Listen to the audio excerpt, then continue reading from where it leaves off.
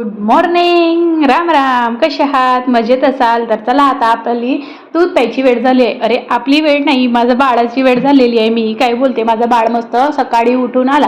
सकाळ त्याची होते 9 वाजता, कारण की माझं बाळ झोपतो 1 वाजता. तर सकाळी उठून मस्त आला.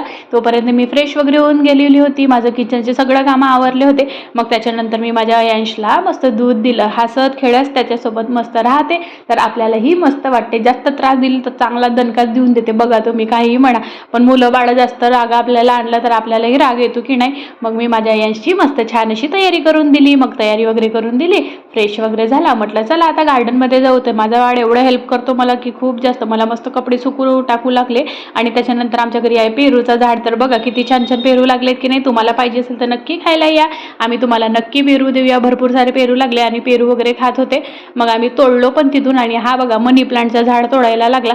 त्याच्यानंतर मी माझ्या गदू बाळाला म्हटलं, दादू माझ्याकडे धावत ये. तर आपल्या बाळांना आपण काही पण सांगतो, हे बिलकुल लोक तर ऐकतच नाही. आपले माहीत आहे मला. तुमचे पण बाळ असेच आहे का? नक्की मला कमेंट करून सांगा. मग त्याच्यानंतर बघा तुरु तुरु तुरु तुरु माझ्याकडे धावत आला. अरे पट्टू माझा हात तर पकड म्हटलं, तर कशाला मला भाव देते. माझा हातही नाही पकडला ना. भागत भागत तिकडे चालले गेला.